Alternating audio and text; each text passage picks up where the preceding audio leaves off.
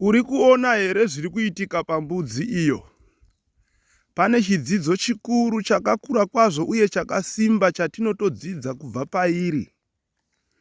Uri kuona here zvairi kuita kuti mbudzi iyo inogona kutadza kutaura zvayo, asi breni dzayo dziri kutaura.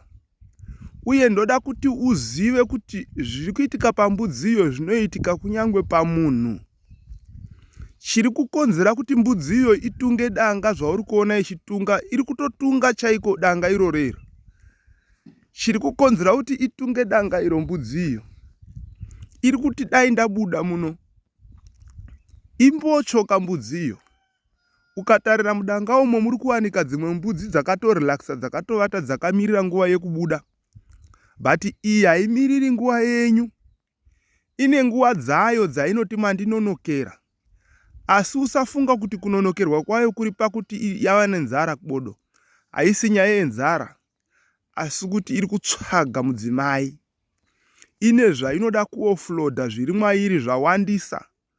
But kuti iwane kuofloda kwacho, iri kuti number 1 makandisungirira, number 2 makandivharira. Mbudzi dziri munomu dzese mudanga hakuna iri kuteverwa. Saka ndisiyei ndibude ndironde hwema nditsvage kana paine imwe iri kuteverwa. Ndo pamunozozwa kuti mbotyo yekwababa Anhingi iri kutsvagwa yaane mazuva 4 isingawaniki. Haisi kurara mudanga, yakawana dzekunharaunda yekwava yeyo. Ikawana kune dziri kuteverwa ikoko ikati saka kumba mazuva ano hakuna dhiri. Bheta ndindogara kunharaunda yemhiri uko kune vasikana vari kuteverwa vari kuno. So ndoda kuti uzive kuti zviri kuitika pambudzi iyo zvinoitika futi pamunhu. Kana makagara nababa mumba muchivafidha chikafu, muchivapa mvura yekugeza, hazvina kukwana, muchivati baba mangwanani, baba mwamukaseero remekodzo rwese muchivapa, zvese zvinoitwa kuna baba muchivaitira. Asi mai vachikanganwa juti ravo remumba umo yemukati umo, zvinenge zvisina kukwana. Ndaida kuti uzive kuti kusikwa kwevanhurume nekusikwa kwevanhukadzi kwakasiyana pakuti chinhu chekutanga pamunhurume ibonde. Zvimwe zvese zvinozotevera mumashure. Munhukadzi nemurume vakasiyana pakuti chinhu chekutanga pamunhukadzi imari. Zvimwe zvese zvinozotevera mumashure. Saka ipapo ndoda kuti upanzwisise, kana uri baba gara waziva kuti mudzimai anopiwa mari, akauya kuzodya mari yako. Saka usamunyima mari yako, ita kuti aenjoy pamari yako. So ngatidzokei kunyaya yedu kuna baba. Mwaizivai kuti baba ava chinhu chekutanga pavari ipapo ibonde. Ndosaka muchiona kuti vamwe vaya vanoenda kumabhawa anotobhajeta imwe mari pasaidi yekundotsvaga vaya veusiku vekuti akati imwe koti 1, koti 2, koti 3 omboti peserere, omboti 1 inonzi chinyi short time, apedza odzoka okontinya nerwendo rwake. Zviri kubva pakuti chinhu chekutanga pamurume ndiyo nyaya yatataura yebonde iyi.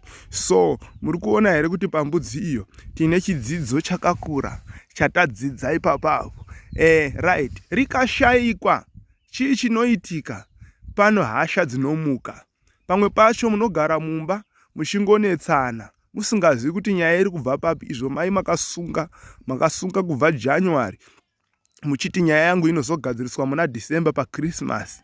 Vana tete vauya vabva kuBotswana, vana sekuru vauya vabva kuSouth Africa, vamuzukuru auya kubva kuZhombe, mwana komana waNhingi uyo auya kubva kuMaungwe uko. Patinosangana paChristmas ndo pachazoperera nyaya iyi. Muri kuuraya mwega. Bhaibheri rinobva rati mukadzi akangwara anovaka imba yake nemaoko ake, asi benzi rinoputsa nemaoko aro. So maoko acho ndeapi? Pane maoko anoshanda mukati umo musina vamwe, anodzikamisa baba avo.